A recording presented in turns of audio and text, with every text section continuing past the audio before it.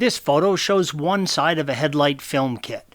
You can get kits that are specifically cut for the Boxster headlamp pattern from 3M film and contains two separate pieces.